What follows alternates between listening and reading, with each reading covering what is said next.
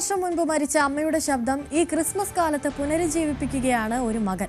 അമ്മ ജീവിച്ചിരുന്ന കാലത്ത് പാടിയ മനോഹരമായ ഒരു ക്രിസ്മസ് ഗാനമാണ് അമ്മയ്ക്ക് സമ്മാനമായി മകൻ നൽകുന്നത്. ആ കാഴ്ചകളിലേക്ക്.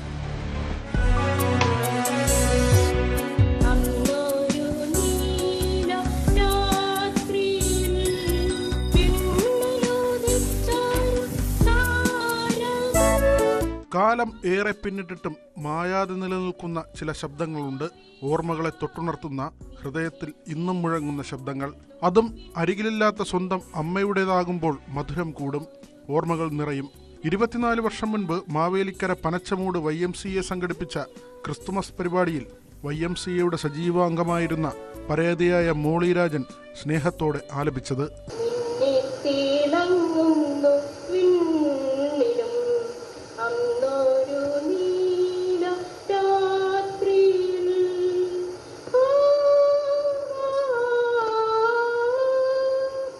ഇന്നത്തെ പോലെ ആധുനിക ശബ്ദ സംയോജന സാങ്കേതിക വിദ്യകളൊന്നും ലഭ്യമല്ലാതിരുന്ന ആ കാലഘട്ടത്തിൽ യാതൊരു വാദ്യോപകരണങ്ങളുടെയും അകമ്പടിയില്ലാതെ ഒരു ലളിതമായ ഓഡിയോ കാസറ്റിൽ രേഖപ്പെടുത്തിയ ആ ഗാനം